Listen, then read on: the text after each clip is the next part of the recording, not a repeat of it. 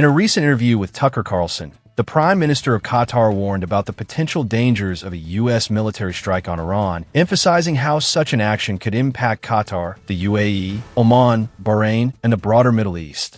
So there's a great deal of pressure in Washington on the White House and on the Congress to participate in or sign off on an attack, an aerial bombardment of the Iran nuclear sites, however many there actually are, one of which, as you said, is directly across from you. So you think about this a lot. What would be the consequences if that happens? And that's not theoretical, as you know, that could happen soon. What would happen next? Will be a start of a war that will spread all over the region. And basically, do we expect from any country to get attacked and to stay silent? There will be a reaction. Those reactions and retaliations, where it's going to be? Are they going to reach thousands of miles away? They are going to be in the region. And basically, every country in the region are concerned from such a step because it will affect our security, number one. But also for a country like the US, it will affect their security as well. They have big stake in that region. 3 bases, whether it's an energy facilities in that region, economic interest, forget about everything, educational facilities. So all those interests will be affected if something, God forbid, erupts in that region.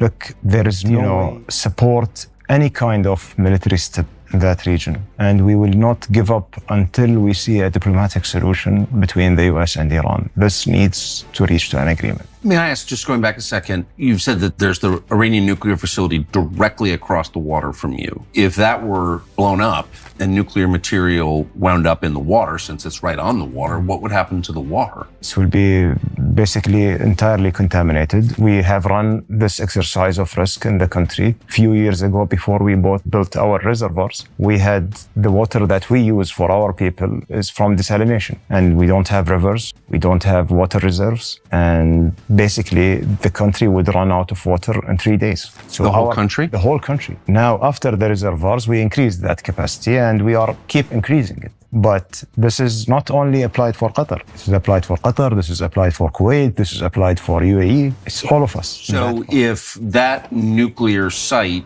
gets blown up and nuclear material winds up in the water, none of those countries have water? No water, no fish, nothing.